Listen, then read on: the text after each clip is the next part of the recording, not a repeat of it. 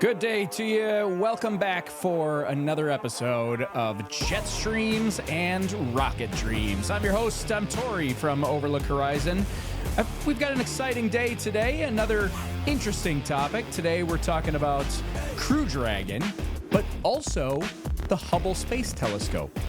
Kind of an interesting combination there, but a lot of people think, and it's been studied, that maybe that the Crew Dragon could be used as a servicing mission for the Hubble Space Telescope. It's been a long time since we've serviced Hubble.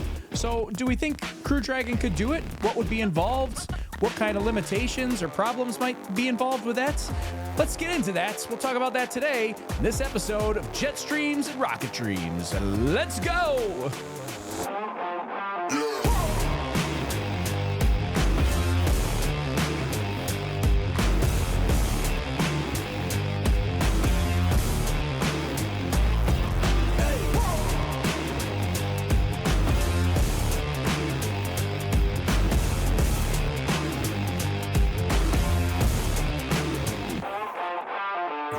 All right, so another episode here today. Thanks for joining us. It's good to have you back. So I'm kind of excited to talk about this particular topic. It is something that has been studied. NASA actually initiated a formal study for this, but we don't have the results of it. So it'd be kind of interesting to speculate a little bit on like what might be involved with something like this. So the Hubble Space Telescope, I mean, let's get into the background of it. Obviously, probably most people know this, but I think there are maybe some common misconceptions or maybe things that people don't know about it. So the Hubble Space Telescope was launched back on April 24th of 1990, so 34 years ago. Launched aboard the Space Shuttle Discovery on STS-31 and deployed the very next day, April 25th, 1990. The Hubble telescope is 43 and a half feet or 13.2 meters long. It is 14 feet or 4.2 meters in diameter. It weighs about 24,500 pounds or about 11,110 kilograms and got a pretty big mirror on it. It's no James Webb Space Telescope, but it's a pretty big mirror still, 7.9 feet or 2.4 meters in diameter. And something that a lot of people get wrong is the orbit that it's in. It's about 370 miles or 600 kilometers in altitude, in orbit, around Earth. Some people think the Hubble Space Telescope is like way out in our solar system that's nowhere near us, but it's not the case. Yes, it does take pictures way out, things far away, but the telescope itself is actually orbiting Earth. So only 600 kilometers above Earth in orbit, about a 28.5 degree inclination. So that's the highest points north and south in latitude that it reaches. So kind of a diagonal type orbit around Earth, not directly over the equator. And it was initially placed in, so the orbit that I just told you, the 370 miles or 600 kilometers, that's actually the initial orbit that it was placed in. So today, because it's decaying about 2 kilometers per year due to atmospheric drag, it's actually today at about 547 kilometers in altitude, 340 miles. So that orbital decay, there is some atmospheric drag, even though it's way up there, higher than the space station. Still a little bit of atmospheric drag, not much, 2 kilometers per year, but without any servicing or boosting or anything like that, eventually it will decay and re-enter the atmosphere within the next decade, actually. So it's kind of nearing end of life here. Now, we have serviced Hubble. I say we like I'm involved in this process. I'm not. But we have serviced the Hubble Space Telescope many times before. This used to happen with the Space Shuttle. Space Shuttle used to send missions up to Hubble to do some repairs or do some servicing. So it's happened 5 times over the life of Hubble. The very first one, kind of a famous one, 1993, Service Mission 1, was there to correct an optical flaw. So when Hubble was first launched, they got it up there, started taking some pictures, and went, wow, these are awful. They're so blurry. And that's because there was an optical flaw in the main mirror of the Hubble Space Telescope. So they had to launch Service Mission 1 in 1993 to put the CoStar corrective optics package on it and fix that main mirror flaw. to actually make Hubble useful. So there was a little bit of a oops when it was first launched there. All right, no big deal. Service Mission 2 was in 1997. They installed some new instruments. The near-infrared camera and multi-object spectrometer was installed. So that was Service Mission 2 in 1997. Then we had Service Mission 3A, that's in 1999. That replaced some gyroscopes, some scientific instruments, upgraded a few systems, but another servicing mission. Then we had Service Mission 3B in 2002. That added the advanced camera for surveys and some new solar arrays to the Space Telescope as well. And then we had a little bit of a gap, and that almost was the last servicing mission for the Hubble Space Telescope. But luckily, they got one more servicing mission in there, Service Mission 4 in 2009, right before the end of the space shuttle.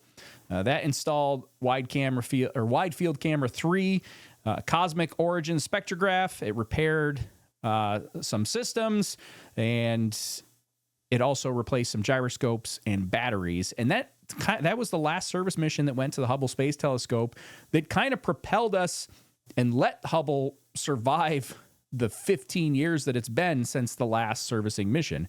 And without that last one, Hubble may not be around today to continue to give us amazing images of the universe. So now at this point, with it being 15 years since the last servicing mission, now there's starting to be questions about, we're really looking at the end of life of Hubble if we don't do something in the near future. And so Jared Isaacman, he was kind of the one that floated this idea publicly, or maybe brought light to it in a real way. The idea that maybe SpaceX's Crew Dragon could be used for a servicing mission to the Hubble Space Telescope.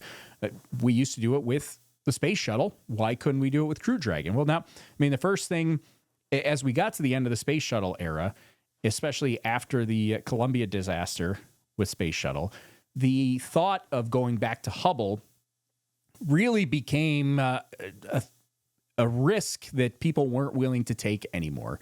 We implemented a lot of safeguards with space shuttle by going to the International Space Station, checking the thermal tiles, and kind of leaving the space station as this safe haven in orbit for astronauts that were on board the space shuttle. If they launched a space shuttle, there was something wrong with the shuttle, they could stay at the space station until a rescue mission could come up and get them. And that's still the case with Crew Dragon or Starliner or things like that. That's still a contingency plan. They could just hang out there and wait for a rescue mission. But the idea of going to Hubble and doing a servicing mission, that really introduces a whole new risk, because there is no option there to kind of wait for rescue. So let's talk about Crew Dragon.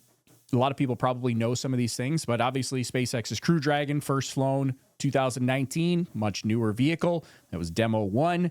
It is 26.7 feet tall, 8.1 meters. It is 13 feet or 4 meters in diameter.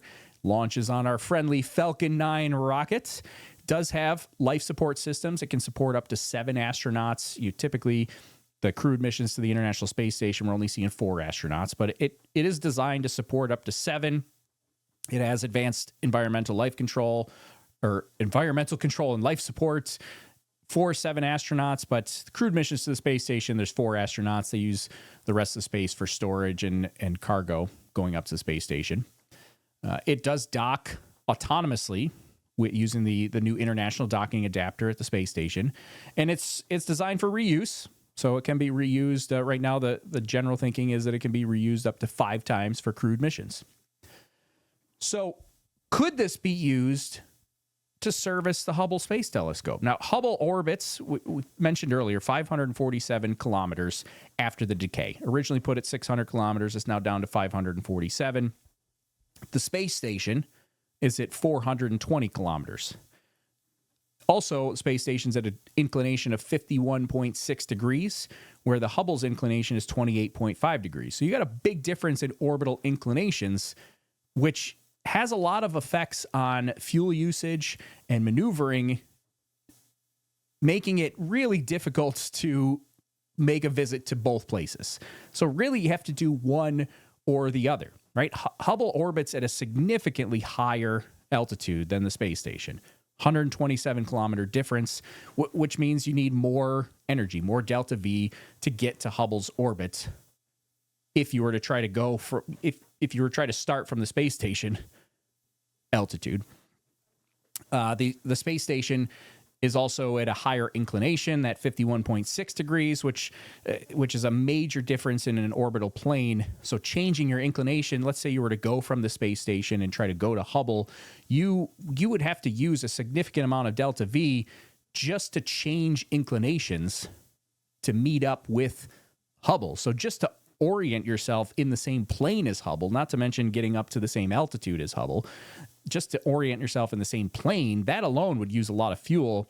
And then you have to raise your altitude to get up to Hubble's altitude. So really, you can't use the space station as kind of like an intermediate stop, right? So the delta V needed to go to the space station first and then go to Hubble is too much. Crew Dragon is not that big of a vehicle. It doesn't have that much propellant to do that.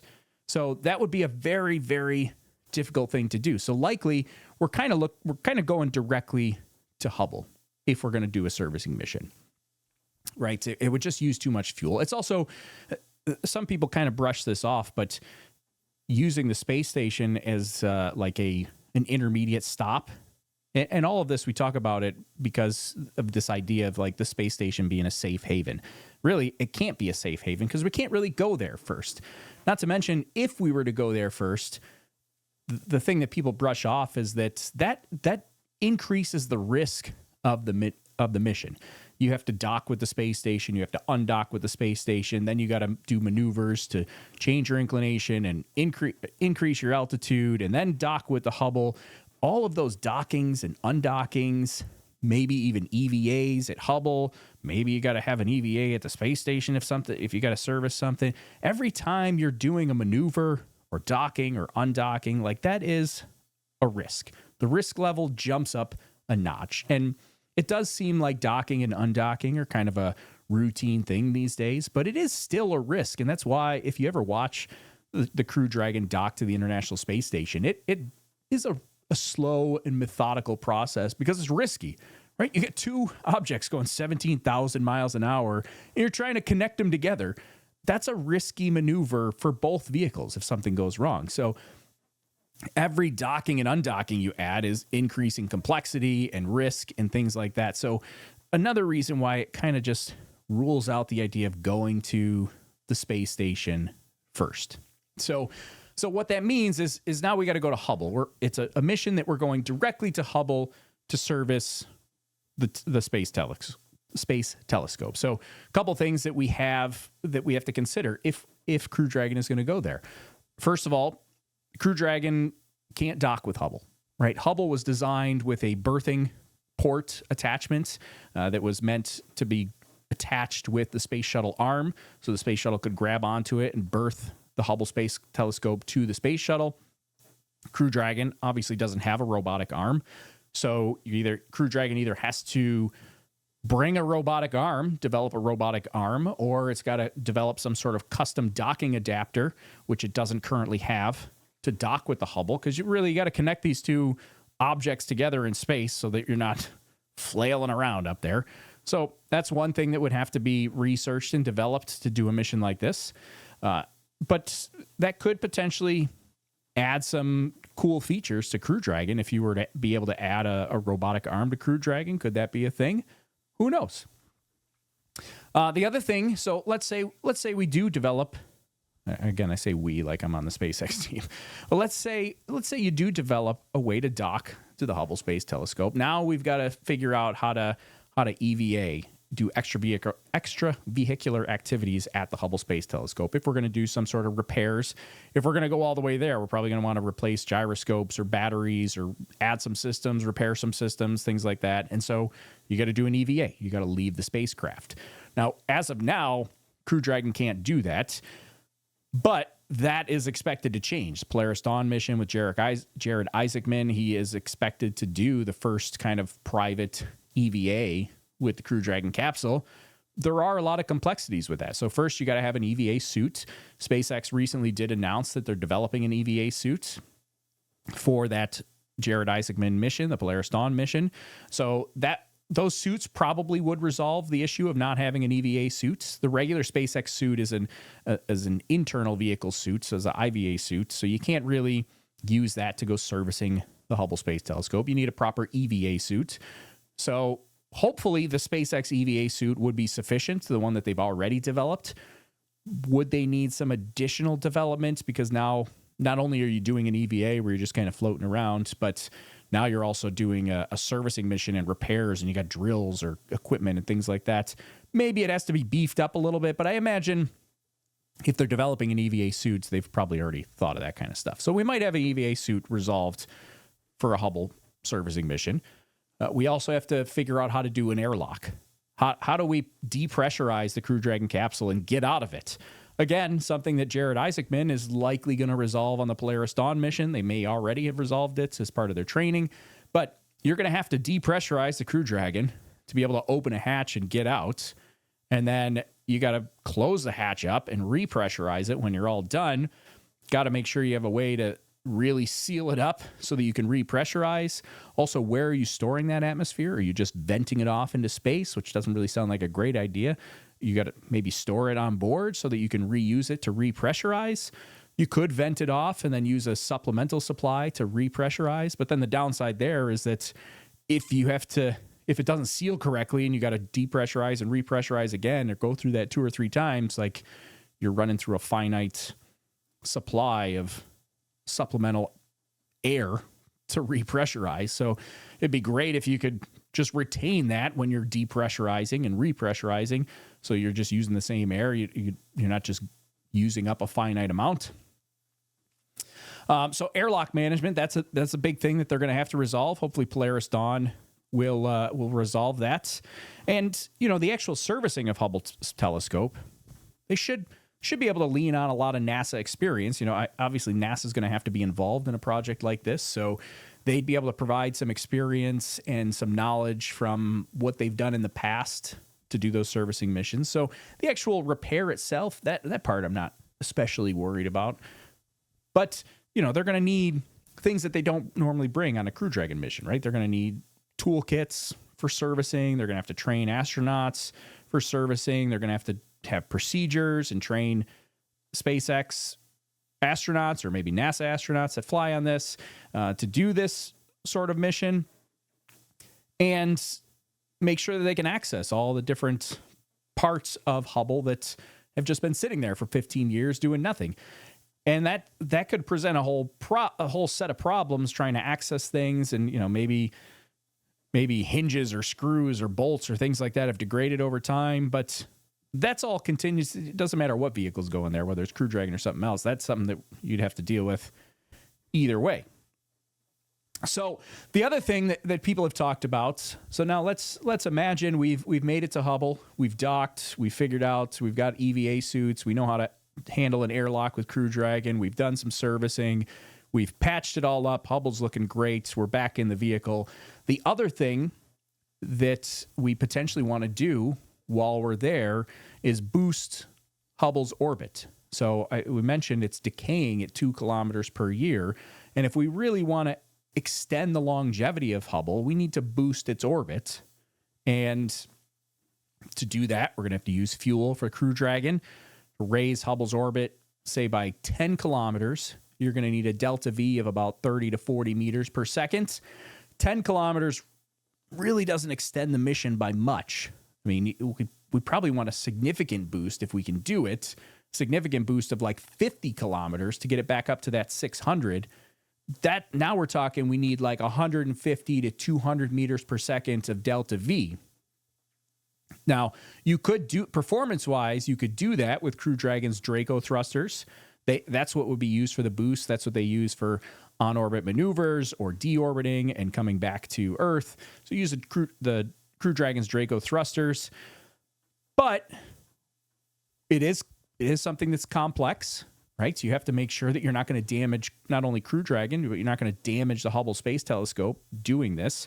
We don't want to go to Hubble on this idea that we're going to repair it and make it last a lot longer and do all sorts of good things, and really we damage it and ruin it and look back and go, well, we shouldn't have done that because we just ruined everything.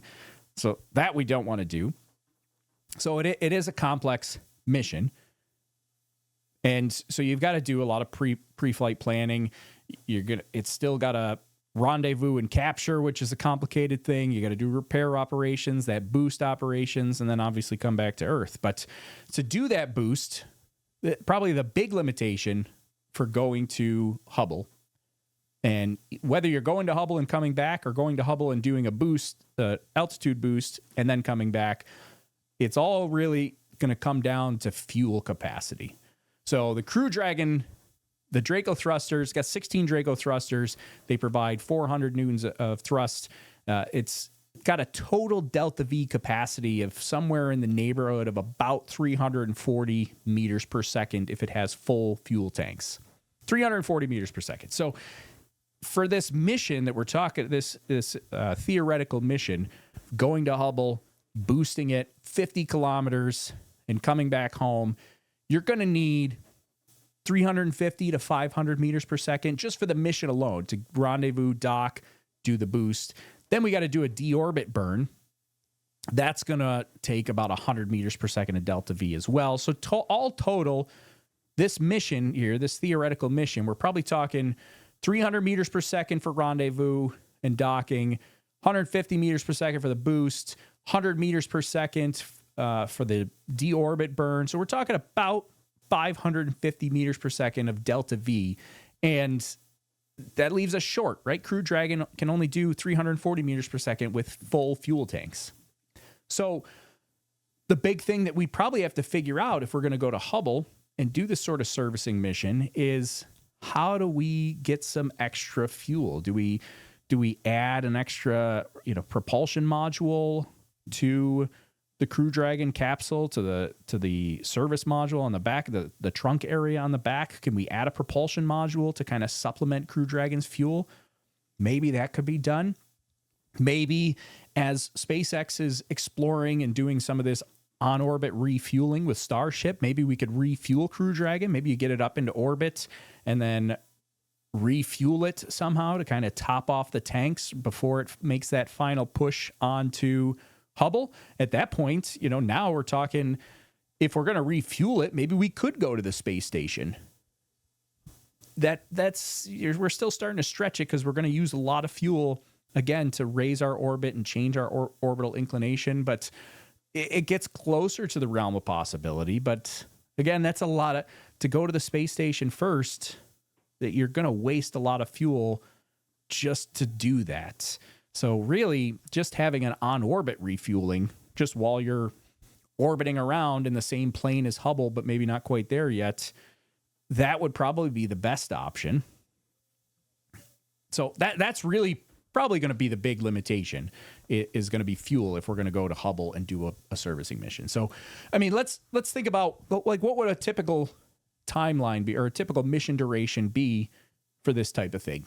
So if we're going to take Crew Dragon, we're going to go up to the Hubble Space Telescope. You're going to have your launch and then your phasing and rendezvous to kind of line yourself up and get in the same orbital plane and meet up with Hubble. That's going to take you a day or two to rendezvous and dock and get to Hubble. So then once you're there, you got to do some servicing. You're going to be attached to Hubble. You're probably talking 2-3 days to be attached to Hubble, do your servicing, probably plan out some EVAs. I mean, you can't just EVA for 24 hours straight. You got to have shifts and head out and kind of limit your risk as well.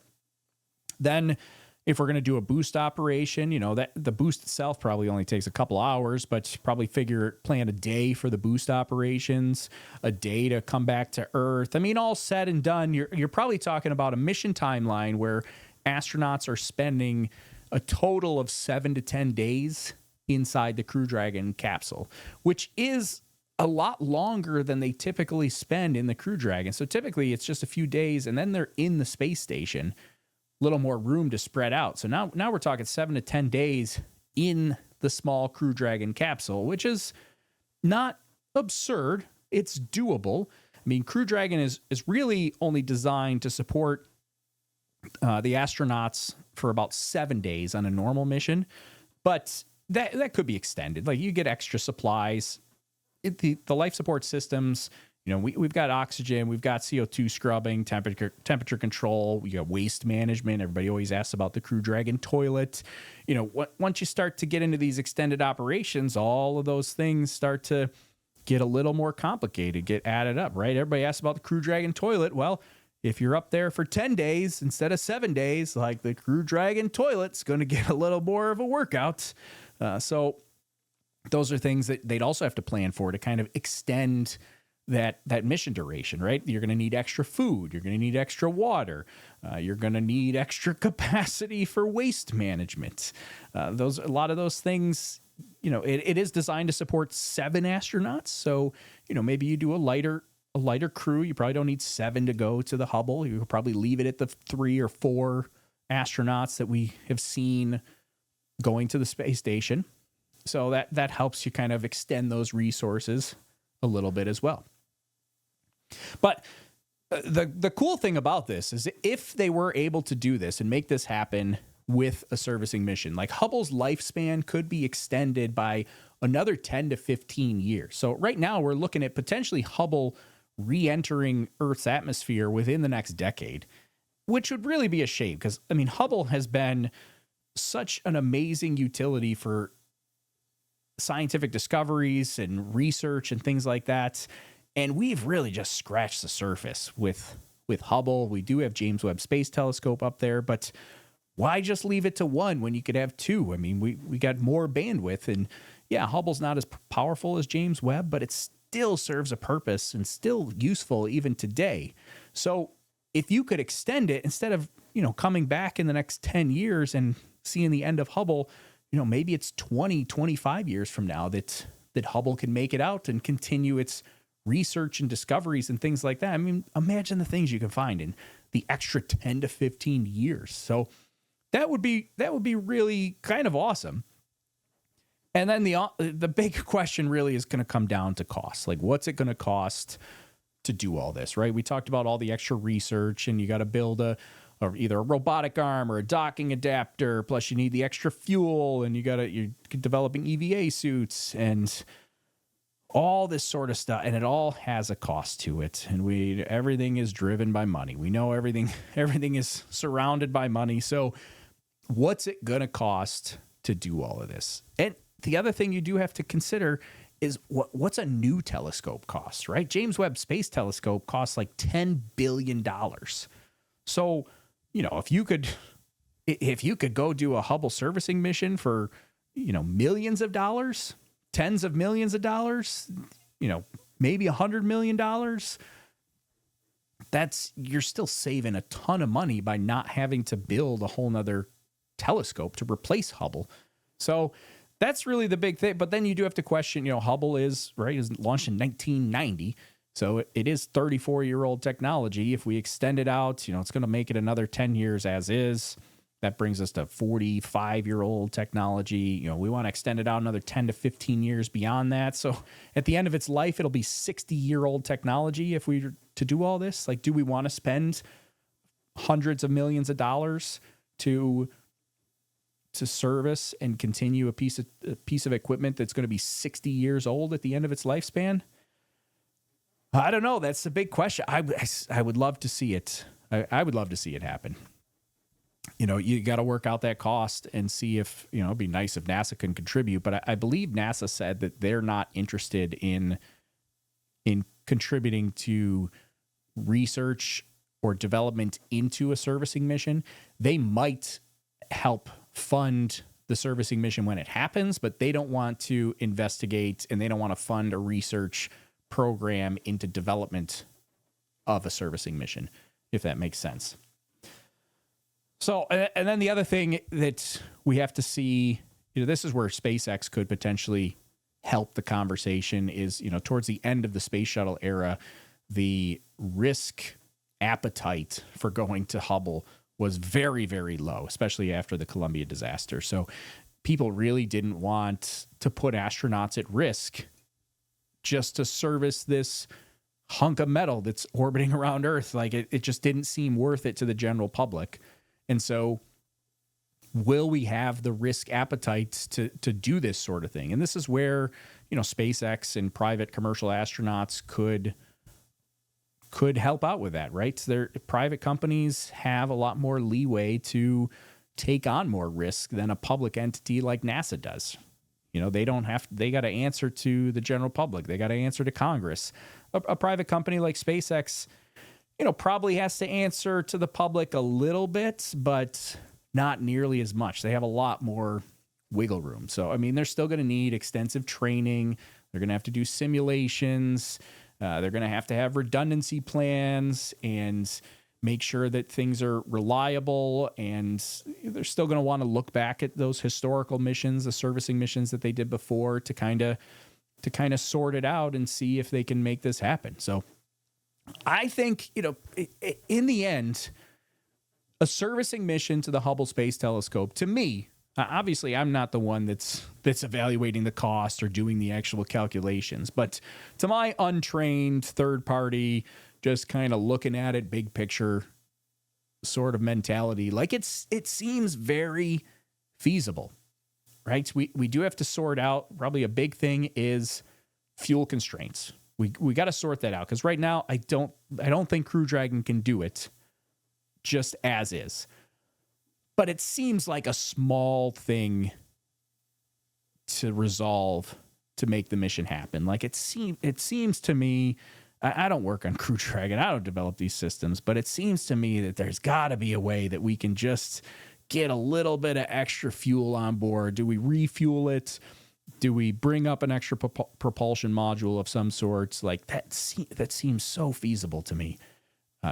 Maybe I would love to hear your thoughts on it. Like, am I just out of my mind, or is that feasible? The whole extended duration parts, like 7 to 10 days supporting astronauts, that definitely seems feasible to me. I think that could be done. Developing a docking adapter, a robotic arm, that also seems like it could be done. I think those are kind of the three big challenges that would have to happen. And all of them they don't seem just so out of reach that it would never happen, where you're just like, that's a pipe dream. That's not happening, Tori. Like, it seems like it could happen. I feel like servicing the Hubble Space Telescope is something we could do, and something that maybe we could see in the next 5 years with Crew Dragon, maybe sooner. That would be crazy if it'd be sooner, but I think it could be done. And especially when you get this big push from somebody like Jared Isaacman, who just wants to develop, he wants to do that. I think he personally wants to go service the Hubble Space Telescope. And the good thing is he's kind of got the money to do a lot of this development towards it, right? The EVA suits, the airlock thing, like that's all being developed because of the Polaris Dawn mission. He's also got the influence to kind of raise the money to do it as well, not just put up his own money. He's got sort of the influence, especially after the Inspiration 4 mission. He's, doing this Polaris Dawn mission. So there is a big push right now, and I think it could work out. So I'm kind of excited to see. So NASA did do a study on whether this was feasible. They concluded that study, but as far as I know, they have not shared any of the results of the study with anybody. So NASA and SpaceX already know the answer to this question on whether it's feasible or not. They just haven't told anybody. Somebody could correct me if I'm wrong, but as far as I know, they haven't told anybody the results of that study. So I'm kind of preempting the announcement of the results. Those results were finalized like months and months ago, just not publicly disclosed. But I think it's feasible. I think we could go service Hubble with the Crew Dragon, and I'm excited about that possibility. I would absolutely love to see it happen. So I think that's where we're going to wrap up here for today. The feasibility of Crew Dragon going to service the Hubble Space Telescope. Let me know what you think.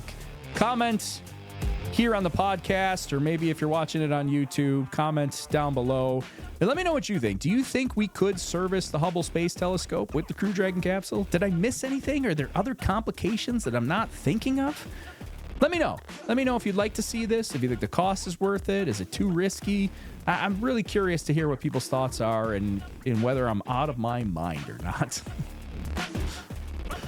All right. Well, thanks again for joining. This is another episode of Jetstreams and Rocket Dreams. You can find it on your favorite RSS podcast reader.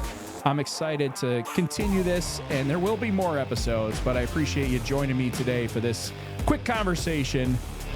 And I will see you on the next episode. My name's Tori. This is Overlook Horizon. You're listening to Jetstreams and Rocket Dreams. We'll see you later. Goodbye.